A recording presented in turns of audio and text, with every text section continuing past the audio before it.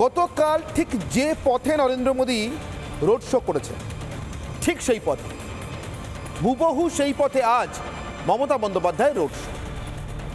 গতকাল এই road show শুরু করার আগে নরেন্দ্র মোদী গিয়েছিলেন বাগবাজারে শ্রী মায়ের বাড়িতে উদ্বোধনে মায়ের আশীর্বাদ। নরেন্দ্র মোদীর রামকৃষ্ণ মিশনের সঙ্গে সম্পর্ক না হয় একটু অন্যরকম, ব্যক্তি জীবনে সেই সম্পর্কের গভীরতা এবং প্রসার এতটাই মমতা বন্দ্যোপাধ্যায় না হয় সেটা করে উঠতে পারেনি, এর জন্য তাকে কেউ কিছু বলছে। কিন্তু দেশের প্রথম প্রধানমন্ত্রী কাল বাগবাজারে মায়ের বাড়িতে গেলেন। হ্যাঁ, ৭৭ বছরে এই প্রথম আমাদের দেশের কোনো প্রধানমন্ত্রী সেই সংঘজননীর বাড়িতে পা রাখলেন যার পা ছুঁয়ে প্রণাম করে অনেক বিপ্লবী ব্রিটিশের রাতের ঘুম কেড়ে নিয়েছে এবং যাকে স্মরণ করে, যার শক্তি সঞ্চয় থেকে একটু শক্তি ধার নিয়ে তারা শুধু ব্রিটিশের ঘুম কাড়েননি, তারা এই দেশের স্বাধীনতার জন্য যে স্বাধীন দেশটা আপনি আমি আজকে ভোগ করি নিজের জীবনটা পর্যন্ত দিয়ে দিয়েছে। যা হোক, সেখানে না হয় ৭৭ বছরে কোনো প্রধানমন্ত্রীর সময় হয়নি, নরেন্দ্র মোদীর হলো, না হয় সেখানে মমতা বন্দ্যোপাধ্যায় আলাদা করে যেতে ইচ্ছে করে না, কিন্তু হুবহু ওই একই পথে রোড শো করতে ঠিক পরের দিন ২৪ ঘন্টার মধ্যে কেন ইচ্ছে হলো? তবে কি নরেন্দ্র মোদী গতকাল সকালে কলকাতায় আসার আগে যে কথাটি বলেছিল, অস্তিত্ব রক্ষার লড়াই লড়ছে তৃণমূল এই ভোটে, গোটা ভারতের মধ্যে একটিমাত্র দল সম্পর্কে বলা প্রধানমন্ত্রী সে কথা নিয়ে গতকাল আমি অনির্বাণের অগ্নিবাণে বিতর্ক করেছি। মমতাকে টের পেয়ে গিয়েছেন যে সত্যি অস্তিত্ব রক্ষার সংকট, তারা সে সংকট তৈরি করেছেন তিনি নিজে, একযোগে রামকৃষ্ণ মিশন, ভারত সেবাশ্রম সংঘ এবং ইসকনকে আক্রমণ করে, আর তারপর সেই আক্রমণের জবাবে সাধু সন্তরা যখন প্রতিবাদ মিছিল করেছেন, কতকটা এই পথেই যে পথে তিনি হেঁটেছেন আজ অন্তত স্বামীজির বাড়ি পর্যন্ত, তখনও তিনি এবং তার সরকার, তার দল নীরব থেকেছেন, একবারের জন্য ক্ষমা প্রার্থনা করেন, ভুল হয়ে গেছে বলার প্রয়োজন বোধ করেন। কালকে নরেন্দ্র মোদীর রোড শোর জনপ্লাবন কি মমতা বন্দ্যোপাধ্যায়কে একটু দেরিতে হলেও বোঝালো ভুলটা তিনি কোথায় করেছেন, কিন্তু ভুল শুধরোতে আজকে যা করলেন তাতে অস্তিত্ব রক্ষা পাবে তো? আসবো সে বিটা, তার আগে আজকে বিশেষ প্রতিবেদন।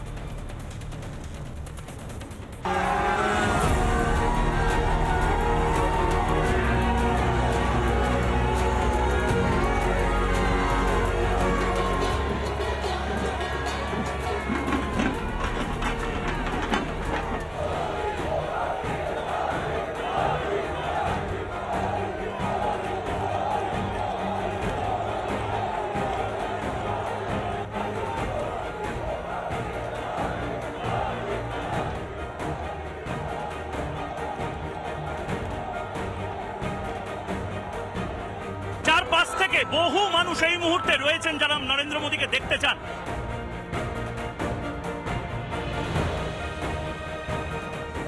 উত্তর কলকাতার রাজপথ দেখেছে আদত জনগর্জন।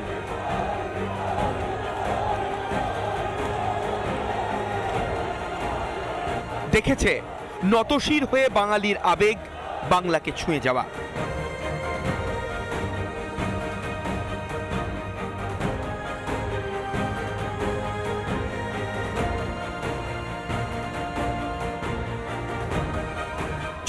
ঘন্টা কাটতে পারেনি, একই পথে অনুসরণের রাস্তায় হাঁটলেন মমতাও।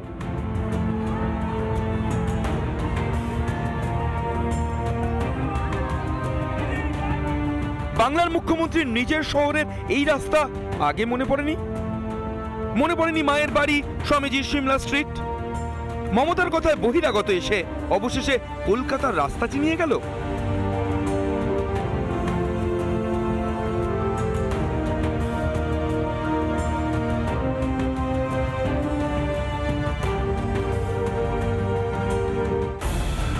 একযোগে রামকৃষ্ণ মিশন, ভারত সেবাশ্রম সংঘ, ইসকনকে যিনি আক্রমণ করেন, তিনি যে এসব গলি চিনবেন না সেটাই স্বাভাবিক।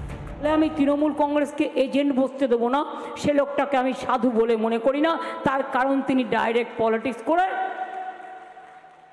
দেশটা সর্বনাশ করছেন। একটি লোকের নাম করে বলেছিলাম, তার নাম কার্তিক মহারাজ, তিনি আমাদের এজেন্ট বসতে দেয়নি, কিন্তু বিজেপির চিহ্নটা বুকে লাগিয়ে রেখে করুন। বিশ্বজুড়ে নিন্দার পর অবশ্য থামেননি তৃণমূল নেত্রী। এবার প্রধানমন্ত্রীর ধ্যান নিয়েও তার সমস্যা। টার্গেট সেই সাধু সন্ন্যাসীরা, তাদেরকেই প্রতিবাদের রাস্তায় নামাতে চান মমতা। প্রধানমন্ত্রীকে কন্যাকুমারীতে বসে যেন তারা ধ্যান করতে না দেন। কিন্তু কেন?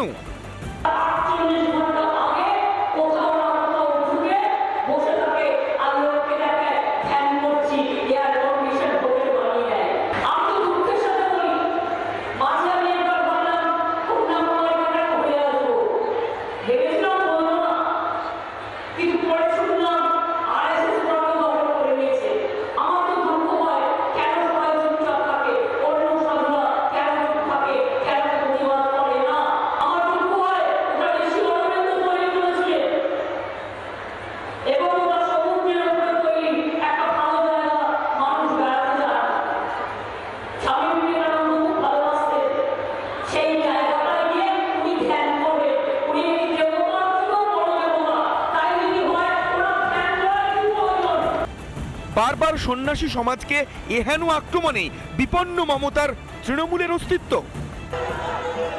उनको मुझसे डर नहीं है, वो स्वयं से डरती है। उनको लगता है कि उन्होंने जो झूठी मायाजाल खड़ी की हुई है वो गुब्बारा फूट चुका है। काल की जनता उनके कुकर्मों को भली भांति समझ गई है, वो बचने के लिए रास्ते खोज रही है। শেষ বেলায় হিন্দু প্রেমী সাজার চেষ্টায় গলবে মানুষের মন, নাকি তৃণমূলের মৃত্যু ঘণ্টা বেজে গিয়েছে? রিপাবলিক বাংলা।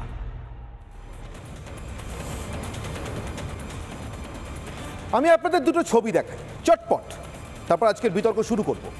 দুটো ছবি চটপট। গতকাল প্রধানমন্ত্রী নরেন্দ্র মোদীর বাগবাজারে মায়ের বাড়িতে প্রণাম, তারপরে সরাসরি নেতাজি মূর্তির পাদদেশে একেবারে শ্যামবাজার পাঁচ মাথার মোড়ে, যেখান থেকে তিনি রোড শো শুরু করলেন। এবং সব শেষে দেখতে পাচ্ছেন সেই রোড শোর ছবি। আর সব শেষে স্বামীজির বাড়িতে যখন সেই রোড শো গিয়ে শেষ হলো স্বামীজির বাড়ির সামনে, তখন সিমলা স্ট্রিটে একদম সিমলে পাড়ায় স্বামীজির বাড়ির সামনে তার মূর্তিতে প্রণাম জানিয়ে, তার মূর্তিতে শ্রদ্ধা জানিয়ে, ফুল অর্পণ করে, পূজা অর্পণ করে ঢুকে গেলেন স্বামীজির বাড়ির ভিতরে। মায়ের কাছ থেকে যে শক্তি নিয়ে এসেছিলেন, যেন সেই শক্তিতে রোড শোটা করে ছেলের বাড়িতে ঢুকে গেলেন। অনেকটা এমন দেখলে যেন তেমনটাই মনে হবে আমার কাছে।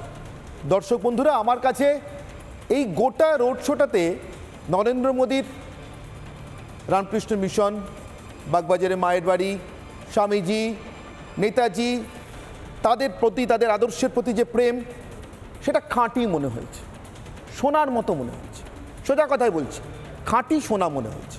আমার মনে হয়নি কোথাও তিনি কিছু নতুন করে চাপিয়ে দিচ্ছেন, চাপানোর চেষ্টা করছেন। এরপরে আজকের রোড শোর ছবি ঠিক সেই পথে যেখানে মমতা বন্দ্যোপাধ্যায় হাঁটলেন, নরেন্দ্র মোদীকে অনুসরণ করে, যা জীবনে কখনো করেন। নিজের সবথেকে খারাপ সময়ও মমতা যেখানে সভা করেছেন, 7 থেকে 10 দিনের মধ্যে সিপিএম সেখানে ছুটে গিয়ে পাল্টা সভা করেছে। প্রথম মোদী রোড শো করছেন, পাল্টা মমতা পরের দিন একই পথে রোড শো করছেন। এই যে প্রেমটা, এই যে দেখানোটা, এই যে সাজাটা, এটার মধ্যে কোথাও একটা ইমিটেশন গয়নার মতো লুক আসছে না? লুক অ্যান্ড ফিল আমরা বলি না, ওই লুক অ্যান্ড ফিলটা একবার ভাবুন দর্শক বন্ধু। আমার মনে হচ্ছিল খাঁটি সোনা, আর এটা সোনার মতো দেখতে, কিন্তু খাঁটি না ইমিটেশন? ইমিটেশন বলেই কি মমতার এতটা ভয়? আমার আজকের প্রশ্ন, আমার আজকের বিতর্কের প্রথম প্রশ্ন, প্রথম অগ্নিবাণ জানিয়ে আজকের বিতর্ক শুরু করব। অস্তিত্ব রক্ষায় মোদীকে অনুসরণ মমতা, যে অস্তিত্ব তিনি নিজেই সংকটের মুখে এনে দাঁড় করিয়েছেন। আমার সঙ্গে উপস্থিত যে অতিথিরা রয়েছেন তাদের সঙ্গে আপনাদের একে একে পরিচয় করে দিই। আমার একেবারে ডান দিকে দেবজিৎ সরকার, বিজেপি মুখপাত্র। তার পাশেই রয়েছেন স্বামী অম্বিকানন্দ মহারাজ, বঙ্গীয় হিন্দু সেনার প্রতিষ্ঠাতা। আমার ঠিক বাঁ দিকে নির্মলা মুখোপাধ্যায়, বর্ষিয়ান সাংবাদিক। রয়েছেন মানস ভট্টাচার্য, গবেষক। এবং আমার একেবারে বাঁ দিকে রয়েছেন মণিশঙ্কর চট্টোপাধ্যায়। মণিশঙ্করবাবু আইনজীবী এবং তৃণমূলকে সমর্থন করেন। মণিশঙ্করবাবু, আপনার কাছ থেকে শুরু করুন। কেন বলুন তো মমতা বন্দ্যোপাধ্যায়কে দেখলেই এরকম ইমিটেশন মনে হচ্ছে, ইমিটেশন গয়না মনে হচ্ছে? মমতা বন্দ্যোপাধ্যায়ের এই হিন্দু প্রেম, হিন্দু প্রীতি সব কিছুই কেমন যেন আমার মনে হচ্ছে শেষ বেলায় ইমিটেশন গয়না পরে বিয়ে বাড়ি যাওয়ার মতো। কেন বলুন তো? আপনি অনেক দিন ধরেই সাংবাদিকতা করছেন, আপনি দেখেছেন হয়তো মমতা ব্যানার্জিকে, আপনি যেটা প্রথমে বলছিলেন যে অনুকরণ করার চেষ্টা করছে মানে মোদিকে মমতা। আমি বলছি যে মমতা ব্যানার্জির পলিটিক্যাল ক্যারিয়ারটা কতদিন আপনি হয়তো ঠিক করে জানেন না, যে কতদিন আছে, মানে এই সবগুলো শেখানোর জন্য আজকে এই নিয়ে আলোচনা হবে। মানে লোককে হাসানোরও তো কিছু কিছু সময় চাই, মানে একটা সিনেমাতে শুধুমাত্র একটা নায়ক নায়িকা থাকে, তার সঙ্গে কাঞ্চন, রুদ্রনীল এরকম লোকও তো চাই, মানে মাঝে মাঝে একটা এন্টারটেনমেন্ট দেওয়ার পথে। ফলে এই ধরনের কথা যে মমতাকে শেখাচ্ছে যে মোদিকে অনুসরণ করছে, হিন্দুর কাছে আজকে যাচ্ছে। আজকে দেখুন আজকে সিমলা স্ট্রিটটা যে সাজিয়েছিল, যেখানে বিবেকানন্দকে বসিয়েছিল, সেটাই মমতা ব্যানার্জি উদ্যোগেই করানো হয়েছিল। এবং অনেক জিনিস আছে যেগুলো আপনি আজকে দেখবেন যে কলকাতার যেগুলো আগের ঐতিহাসিক যে সমস্ত ছিল, যেগুলো হেরিটেজের ব্যাপারগুলো, সেগুলো রাজ্য সরকার যতটা সম্ভব সে হেরিটেজকে রক্ষা করার জন্য অনেক চেষ্টা করে গেছেন। সেই জায়গাগুলোতে এখন আসছেন, ইডি ঢুকিয়ে দিয়েছিলেন, ইডি গিয়ে আবার তারপরে বিজেপি হেরিটেজ রক্ষায় পথে নেমেছিলেন। আজকে আপনি এইটা বলুন না যে একজনের বাড়িতে ইডিকে গেল, তাকে আবার ক্যান্ডিডেট করলো, তাহলে ইডিকে ওকে বিজেপিতে টানার জন্য ইডিকে পাঠিয়েছিলেন নাকি? যদি ইডি সত্যি গেছিলেন তাহলে ওকে ধরছে না কেন? আজকে শওকত মোল্লার নামে সিবিআই। আপনার কথা শুনতে শুনতে আমার ইন্টারেস্টিং লাগছিল। আমি বলছি আপনার কথার মধ্যে হেরিটেজ শব্দটা আছে। হেরিটেজ মানে ঐতিহ্য। কোন ঐতিহ্যে ঘা দিয়েছেন মমতা? না না, কোন ঐতিহ্যে? না না, ঘা দেওয়ার কথা আসবে কেন? আপনাদের মনে হচ্ছে ঘা দিয়েছে, ফলো করছেন কেন? আপনাদের মনে হবে না, ফলো করছেন কেন? সেটা বলবেন জীবনে তো ফলো করেননি, ওনাকে ফলো করেছিল, ভেঙেছে ঘা দিয়েছে, তারপরে বলবেন যে ওই যে সায়েন্স সিটির ওখানে ওইটা ভেঙে দিয়েছে, ওটা ঘা দিয়েছে, সে তো আপনারা দেখান। কিন্তু মানুষ বলছে যেমন একটা জেল, লালিপুর জেলটা, যেটা আজকে যেমন ভাবে যে এটাকে রক্ষা করার জন্য করেছেন, পশ্চিমবঙ্গের মানুষ বলছে সত্যি সত্যি কিছু কিছু জায়গায় এমন করেছেন, খারাপটা দেখেন, লেখালেখি না হলে হাফ বেঁচে দিচ্ছি। আমি বলছি যে আমি গতকাল বালুরঘাট থেকে আসছিলাম, একজন সিপিএম এর লোক, তিনি বললেন তাপস জানো আমি তৃণমূলকে ভোট দিচ্ছি, আমি কট্টর সিপিএম, আমি দুটোকেই আমি পছন্দ করি না, বিজেপিকেও পছন্দ করি না, তৃণমূলকেও পছন্দ করি না, কিন্তু আমার মন বললো দুটোর মধ্যে কোনটা কম, মানে কম্পারেটিভলি কম করাপ্টেড, তাকে ভোট দেওয়া উচিত।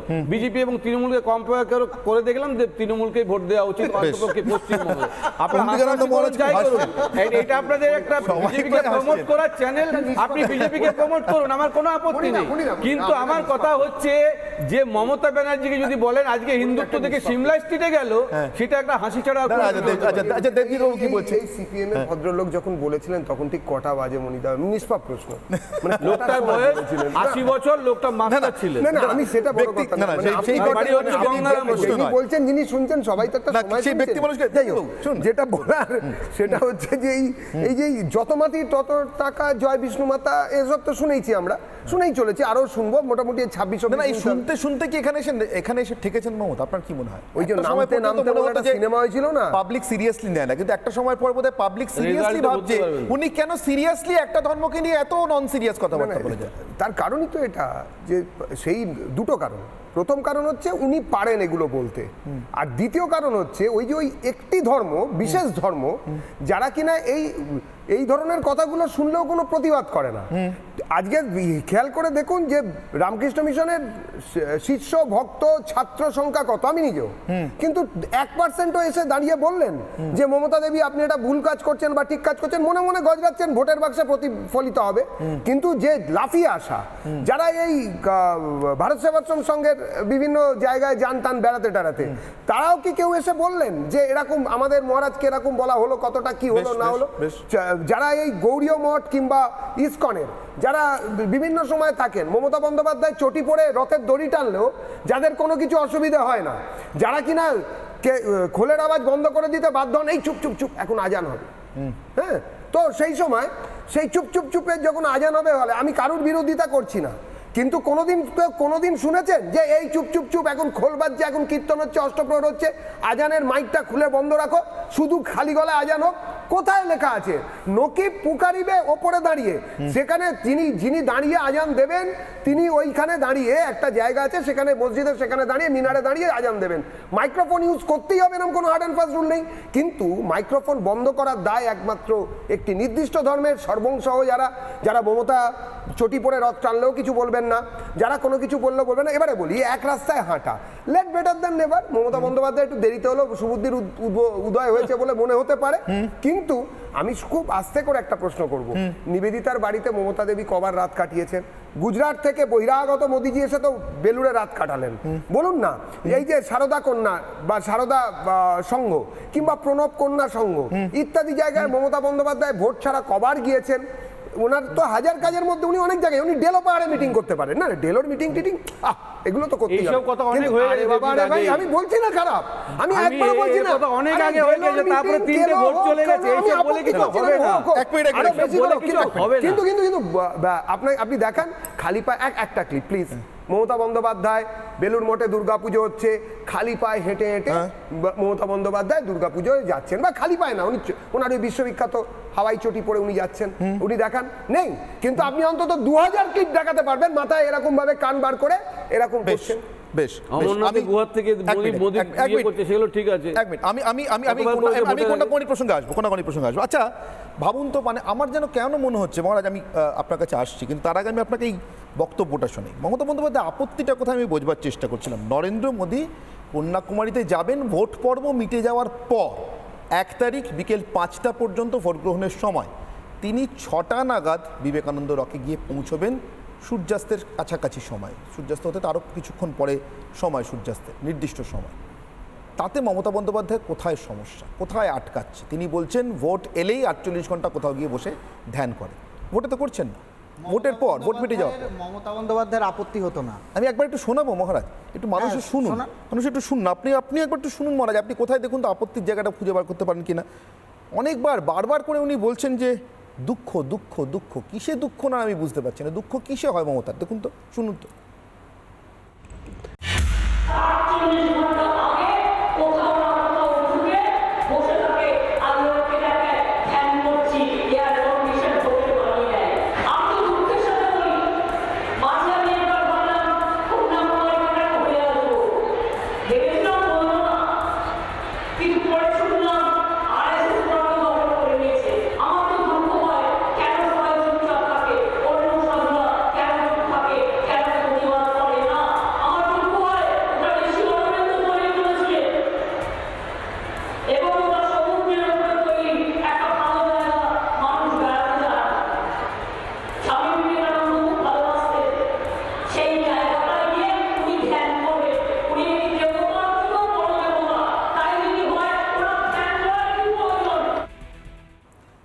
আমি স্বামী অম্বিকানন্দ মহারাজের কাছে আসবো। মহারাজ, আমি বুঝতে পারলাম না ওনার দুঃখটা কিসে হচ্ছে।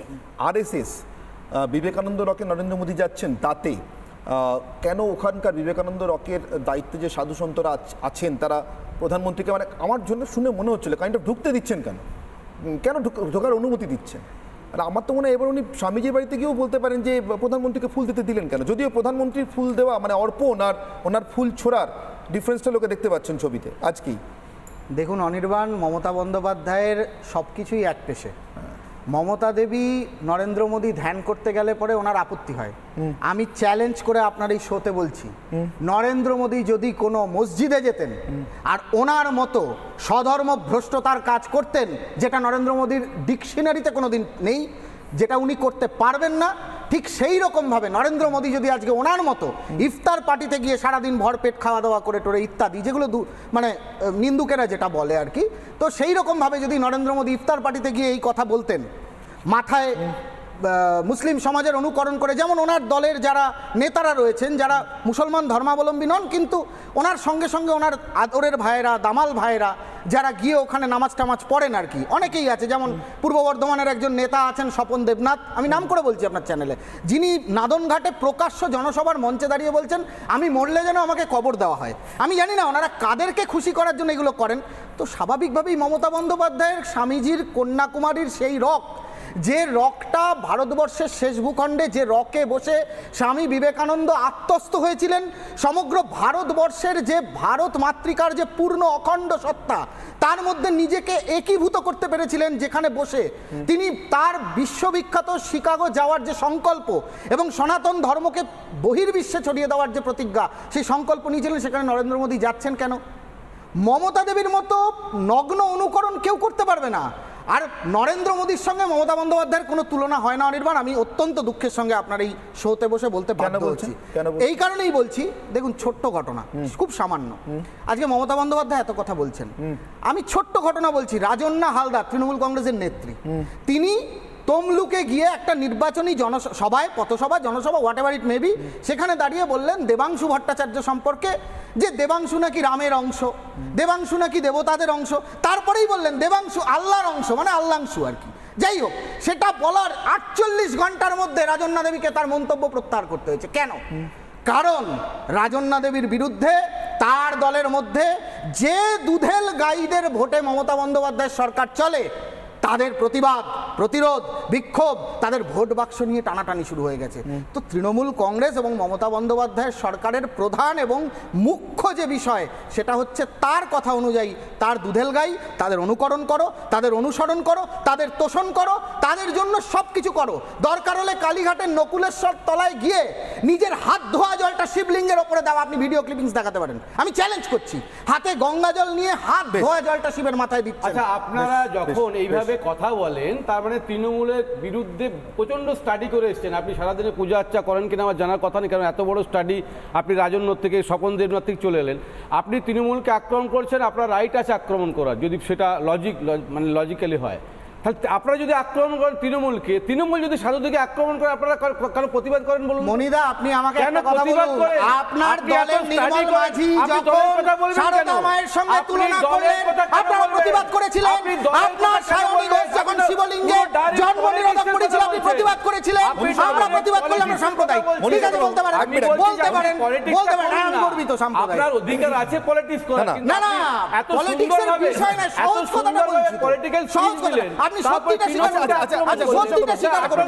তৃণমূল আক্রমণ করলে মণিশঙ্কর বাবু, সাধুদিকে আক্রমণ হচ্ছে না তো, বিজেপিকে আক্রমণ করা হচ্ছে, সাধুদিকে নয়। মণিশঙ্কর বাবু, মমতা বন্দ্যোপাধ্যায় কি অধিকার আছে অধ্যাত্ম বিষয়ে কথা বলে যাওয়া? একদমই নেই। টানা ভুলভাল কথা বলে যাওয়া। আচ্ছা, এক মিনিট, আমি আপনাকে একটা ইতিহাস শোনাই, ইতিহাসটা জানা দরকার।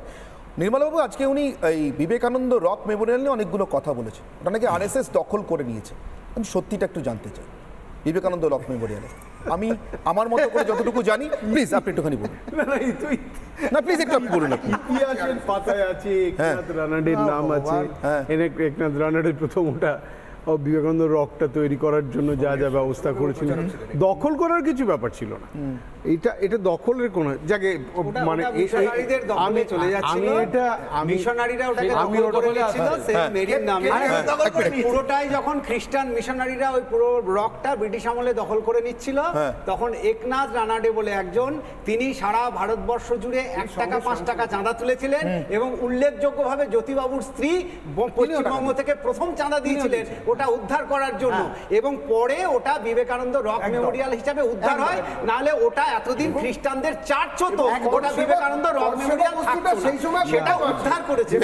রিক্লেমেশন বলতে পারা যায়। এবার তাহলে আমি জিজ্ঞাসা করি, আমার অগ্নিবাণের প্রশ্নের উত্তরটা আমি আপনার কাছে জিজ্ঞাসা করি। অস্তিত্ব রক্ষায় তো কি আপনি কতদিন দেখেছেন মমতা বন্দ্যোপাধ্যায় কাকে অনুসরণ করছেন? আমার বলুন, আমি একদম আপনার ফিল্ডে এলাম। নির্মলবাবু বলুন। শুনুন, আমি একটা কথা বলি, অনুসরণ আর অনুকরণের মধ্যে একটা তফাৎ আছে। বেশ, প্রথম কথা এটা জেনে রাখুন, অনুসরণ এক জিনিস, অনুকরণ আর এক জিনিস। উনি কি অনুকরণ করছেন? উনি অনুসরণ করছেন না, উনি অনুকরণ করছেন। বেশ, ঠিক আছে। এবার প্রশ্নটা দাঁড়াচ্ছে যে আপনারা যে কথাগুলো বলছেন, তার আগে আমি একটু দর্শকদের জন্য একটা জিনিস একটু জানিয়ে রাখি। সেটা হচ্ছে 1 জুন কলকাতায় ভোট। 1 জুন INDIA, যেটাকে আপনারা ইন্ডিয়া অ্যালায়েন্স বলে, আমি বলি anti Modi alliance, anti Modi অ্যালায়েন্সের মিটিং ডেকেছিলেন মল্লিকার্জুন খাড়গে। মমতা বন্দ্যোপাধ্যায় যেতে পারবেন না জানিয়ে দিয়েছে। এবার তার বদলে উনি বলেছেন আমি 4 জুন যাব। 4 জুন হচ্ছে রেজাল্ট। 1 জুন ভোট আছে পাঞ্জাবে, উত্তরপ্রদেশে, বিহারে। সেখানকার যারা ওই আপনাদের ইন্ডিয়া অ্যান্টি মোদি অ্যালায়েন্সের নেতারা যাবেন বলেছিলেন, কিন্তু মমতা বন্দ্যোপাধ্যায় শারদ পাওয়ারের সঙ্গে কথা বলেছেন না, আমি 4 তারিখ হলে যেতে পারি। 4 তারিখ সেদিন কিন্তু ফল বেরোচ্ছে। মমতা বন্দ্যোপাধ্যায় 1 তারিখ ভোট দেবেন, 4 তারিখ ফল বেরোবে। ফলের সময় মমতা কেন থাকতে চাইছেন না, এইটা নিয়ে একটা প্রশ্ন উঠছে আমাদের সাংবাদিক মহলে। আমাদের ধারণা, অনেকে জিজ্ঞেস করেছে তাহলে কি পালাচ্ছে, হেরে যাবে এই ভয়ে পালিয়ে যাচ্ছে, কিংবা আরও যেটা গভীরে আমার যেটা মনে হচ্ছে, মমতা বন্দ্যোপাধ্যায় খুব ভালো পলিটিক্যাল বার্গেনার। ব্যবসাটা, রাজনৈতিক ব্যবসাটা অন্য যে কারোর থেকে ভালো বোঝেন। এবং INDIA alliance, anti Modi alliance যদি কমজোরি হয়, তাহলে তিনি বার্গেন পয়েন্টটা কোথায় রাখবেন তার দলের, সেইটা হয় সেদিন আলোচনা করবেন। আর যদি ওরা ভালো ফল করে, তাহলে উনি ওনার বার্গেন পয়েন্টটা কোথায় রাখবেন সেটা আলোচনা করবেন। ঠিক এই কারণে খুব সোজাভাবে, যেটা বিরোধীরা বলবে উনি পালিয়ে যাচ্ছেন, উনি জানেন হেরে যাবেন, আমি ওটাকে অত সরলীকরণ করছি না। আমি সোজা বলছি উনি পলিটিক্যাল বার্গেনিংয়ের জন্য 4 তারিখ শিফট করেছেন। এটা কিন্তু অনেকের নজর এড়িয়ে যাচ্ছে। তাহলে তো আমার অনুসরণে ফিরতে হয় না। এবার আপনি যদি অনুকরণে ফেরেন, আমি অনুকরণে ফিরছি। বেশ। মমতা বন্দ্যোপাধ্যায় দল তৈরি করার পর থেকে দুজনকে হারিয়েছেন। একজনের নাম মুকুল রায়, পরে অবশ্য এখন তিনি ফিরে, তা মুকুলবাবুর এখন শরীর টরীর ভালো নয়। আর একজন হচ্ছে খুব বড় যেটা ক্ষতি হয়েছে, মমতা বন্দ্যোপাধ্যায় জনান্তিকে বলেছে, আমি শুনেছি, শুভেন্দু অধিকারী। এই দুজন চলে গেছে। আর ইদানিং কালের মধ্যে সব থেকে বড় শিফট হয়েছে তাপস রায়। মমতা বন্দ্যোপাধ্যায়ের খুব ক্লোজ এবং মমতা বন্দ্যোপাধ্যায়ের সঙ্গে থাকা যে মানুষটা, এমনকি স্বামীজির বাড়ি যখন তৈরি হয়েছিল, যে মানুষটার কন্ট্রিবিউশন সব থেকে বেশি ছিল, সেই সুদীপ বন্দ্যোপাধ্যায়ের ওপর তার একটা কম্পালশন আছে। এবং সেই যে কম্পালশনটা, সেটা কালকে তার থেকে বেরিয়ে গেছে, ভাষণ থেকে বেরিয়ে গেছে, হয়তো সুদীপদার এটাই শেষ নির্বাচন। এই কথাটার অনেক গভীর মানে আছে। তার কারণ হয়তো সুদীপ বন্দ্যোপাধ্যায় হেরেও যেতে পারেন। আমার ধারণা, আমি কালকে বলেছি টার্নিং পয়েন্ট, আজকেও বলেছি, এখনো মেনটেন করছি টার্নিং পয়েন্ট। মমতা বন্দ্যোপাধ্যায়ের শাসক হিসেবে শেষ নির্বাচন, হ্যাঁ মনে হয় আমার যেটা ধারণা, সেটা তো 2 বছর বাদে আসবে। কিন্তু প্রশ্নটা দাঁড়াচ্ছে অস্তিত্বের যে সংকটটা, সেটা আমি কালকেও বললাম, আজকেও বলছি, যে নরেন্দ্র মোদী যে অস্তিত্বের সংকটটা বলছেন, এই অস্তিত্বের সংকটটা একটা বড় ধাক্কা। দেখুন, সুভাষচন্দ্র বসু কিংবা স্বামী বিবেকানন্দ, এরা কেউ বাঙালি ছিলেন না, অন্তত আমার মতে এরা ভারতীয় ছিলেন। ঠিক আছে? সুতরাং এই বাঙালি থেকে ভাগ করে নেওয়া, বাংলাকে ভারত থেকে ভাগ করে নেওয়া, এইটা একটা টেন্ডেন্সি আছেই। বহিরাগত কথাটা যখন ব্যবহার করা হয়েছিল, কিন্তু সেই টেন্ডেন্সিটা কালকে অনেকটা ডাইলিউটেড হলো। কালকে যখন রোড শোটা দেখলাম নরেন্দ্র মোদী চাইছেন বাংলার আবেগের সঙ্গে মিশে যেতে। মমতা বন্দ্যোপাধ্যায় বাংলার আবেগের সঙ্গে মিশে ছিলেন, কিন্তু প্রশ্নটা দাঁড়াচ্ছে এখন যেখানে, যে সেই আবেগটা উনি ধরে রাখতে পারছেন কিনা। বেশ। এবং না, আমার মনে হয় কোথাও একটা যেন বিচ্ছেদ ঘটছে। এই বিচ্ছেদটা কিসের? এই বিচ্ছেদটা হচ্ছে অতি বেশি বাঙালিপনা করতে গিয়ে ভারত থেকে নিজেকে আলাদা করে ফেলা। বাংলা কিন্তু ভারতের অংশ, এটা মমতা বন্দ্যোপাধ্যায়ও জানেন। কিন্তু এই যে একটা ভাষা সন্ত্রাস উনি চালু করেন, যে ভাষাটা হচ্ছে যে এখানকার যারা আসছে বাইরে থেকে, তাদেরকে উনি বহিরাগত বলার চেষ্টা করেন, এটা সংস্কৃতির নিরিখে, ভাষার নিরিখে। এখানে আমার ঘোর আপত্তি আছে। আজকে যে রোড মার্চটা আপনি দেখলেন, এই রোড মার্চের সঙ্গে কালকের রোড মার্চের একটা তফাৎ আমার সাংবাদিক হিসেবে মনে হয়েছে। কি সেটা? সেটা হচ্ছে ওইটার মধ্যে বোধহয় একটু আসল নকলের ব্যাপার আছে। আসল নকল মানে ফলস নয়, কিন্তু নকল মানে ফলস নয়। মণিশঙ্করবাবু ধৈর্য ধরে শুনুন। নকল মানে নকল করা। মমতা বন্দ্যোপাধ্যায় যদি প্রাজ্ঞ রাজনীতিক হতেন, তাহলে এই মার্চটা স্বামীজির বাড়ি অবধি, সুভাষচন্দ্র বসুর থেকে স্বামীজির বাড়ি অবধি করতেন না, অন্য কোনো মার্চ করতেন।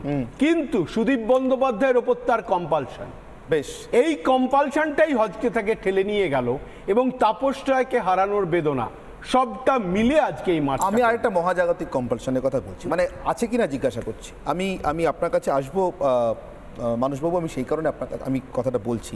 এই যে একনাথ রানাদের কথা এলো, বিবেকানন্দ রক মেমোরিয়ালের কথা এলো, আমি আজকেই খুঁজতে দেখছিলাম মানুষবাবু, খুব অদ্ভুত একটা নির্মলবাবু, একটা রাজনীতিকদের জন্য শিরশিরে অনুভূতি হতে পারে।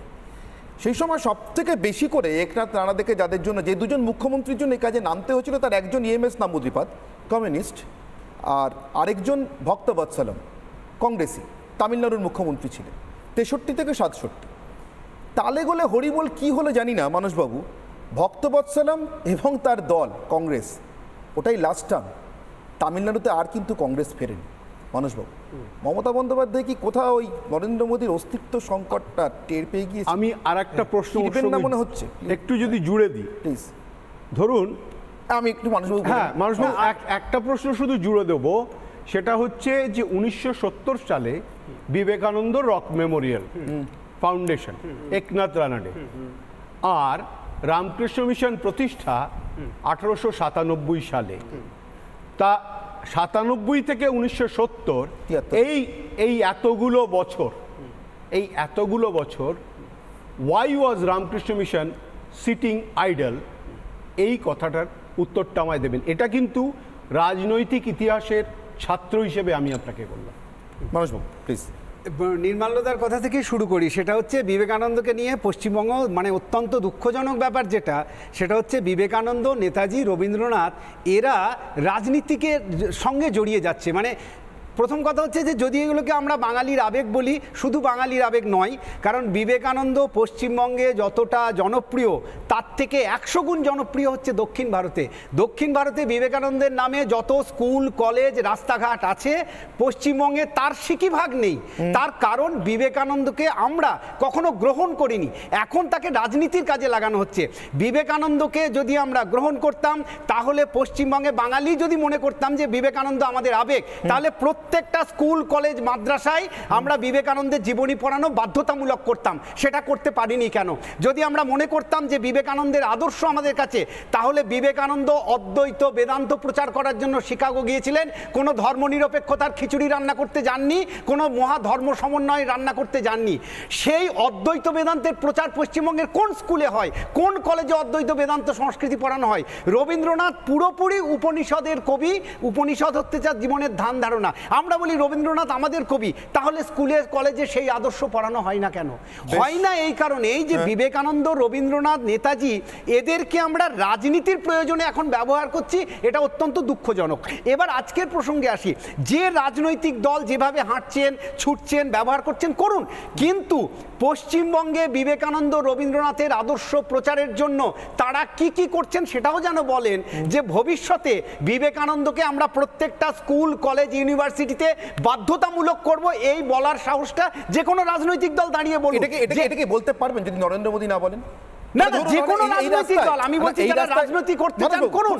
কি রাস্তায় নরেন্দ্র মোদী হাঁটার আগে তো মমতা বন্দ্যোপাধ্যায় হাঁটার কথা ভাবতে পারলেন না? না না, নরেন্দ্র মোদী যদি বলেন কতটা রাজনীতির প্রয়োজনে নয়, আমি বলছি যদি বিবেকানন্দকে বাঙালি হিসাবে গ্রহণ করতে হয়, আগে বলুন যে বিবেকানন্দের আদর্শ নিয়ে আমরা প্রত্যেকটা স্কুল, কলেজে আজকে দক্ষিণ ভারতে থিরুভেল্লুভুর বলে একজন কবি আছেন, 3 দিন ধরে তার জন্মদিন পালন হয়, তার আদর্শের কথা হয়, এবং সেটা ওখানকার সমস্ত স্কুল, কলেজে বাধ্যতামূলকভাবে হয়। আজকে আমরা বলতে পারবো যে পশ্চিমবঙ্গে 3 দিন ধরে বিবেকানন্দের জন্মদিন পালন করা হবে, এই দায়িত্ব নিতে পারবে যে কোনো রাজনৈতিক দল, যে পশ্চিমবঙ্গে 3 দিন ধরে বিবেকানন্দের জন্মদিন পালন করা হবে। বাংলায় কোন রাজনৈতিক দল করবেন? এই প্রমোদ দাশগুপ্ত সিপিএম করবে না, কারণ বেলুন মঠকে কফি হাউস বানাতে গিয়েছিল। আমার সময় দেখি তো, আজকে আমার সময় সত্যি খুব টানা নিয়েছে, একেবারে শেষ আমার সময়। তারা হাঁটানো আর 370 কোটি টাকা সরানো, দুটো ধ্যান এক ধ্যান নয়।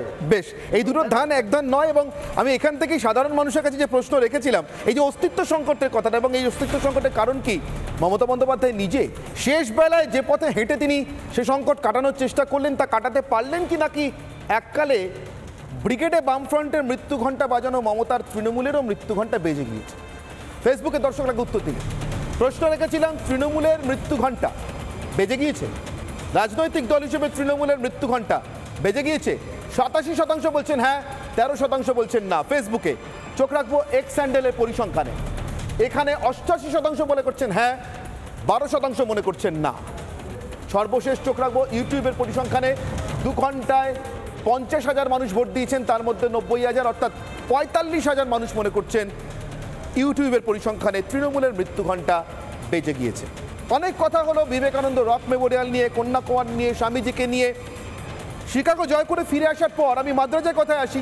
মাদ্রাজ, মণিশঙ্করবাবু মাদ্রাজ, বেদান্তের উপকারিতা, বেদান্তের প্রয়োজনীয়তা নিয়ে মাদ্রাজের বক্তৃতা করেছিলেন বিবেকানন্দ। মাদ্রাজের অভিবাদনের উত্তরে বলেছিলেন বেদান্তে উপকারিতা, বেদান্তের উপযোগিতা আমাদের জীবনে। বক্তৃতা করতে করতে এক জায়গায় বলছিলেন, আমার মনে হচ্ছে গ্রিক দেশের সেই বীরের কথা, আলেকজান্ডারের কথা বলতে চাইছেন, যিনি এক ঋষির সামনে নতজানু হয়ে তার জ্ঞান, তার আদর্শ, তার জীবন দেখে বলছেন, প্রচুর প্রণোদন দেবো, অনেক টাকা দেবো, আমার সঙ্গে চলুন। ঋষি যেতে অসম্মত হচ্ছে, ছাড়তে চাইছেন না নিজের কর্মভূমি, নিজের জন্মভূমি। তখন তরবারি দেখাচ্ছেন সম্রাট, বলছেন চলুন, না হলে আপনাকে মেরে ফেলবে। অট্টহাস্যে ফেটে পড়ে ঋষি বলছেন, তুমি সারা জীবনে যত কথা বলেছো তার সব থেকে বড় মিথ্যে কথা হলো এইটা, আমি তো জন্মাইনি, তুমি আমাকে মারবে কি করে? আমি অজর, অমর, অব্যয়, আমাকে মেরে ফেলা তোমার কর্ম নয়। শাসক যখন সন্ন্যাসীকে তরবারি দেখান, শাসক যখন সন্ন্যাসীদের তরবারি দেখান, তখন বোধহয় কথাটি বিস্তৃত হয়।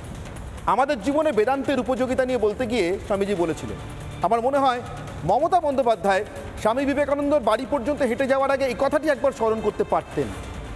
অজর, অমর, অব্যয় সন্ন্যাসীদের মৃত্যু ভয় দেখিয়েও লাভ হয় না। অতএব না হেঁটে যদি সত্যিই কিছু মনে করে থাকেন, যদি সত্যি অস্তিত্ব রক্ষার সংকট বুঝে থাকেন, তাহলে ক্ষমা চেয়ে, ওটাই সব থেকে ভালো উপায়। বাকিটা না হলে মনে হবে ইমিটেশনও নয়, কস্টিউম জুয়েলারি। অনির্বাণের অগ্নিবার এখানেই শেষ করছি। সঙ্গে থাকুন রিপাবলিক বাংলায়।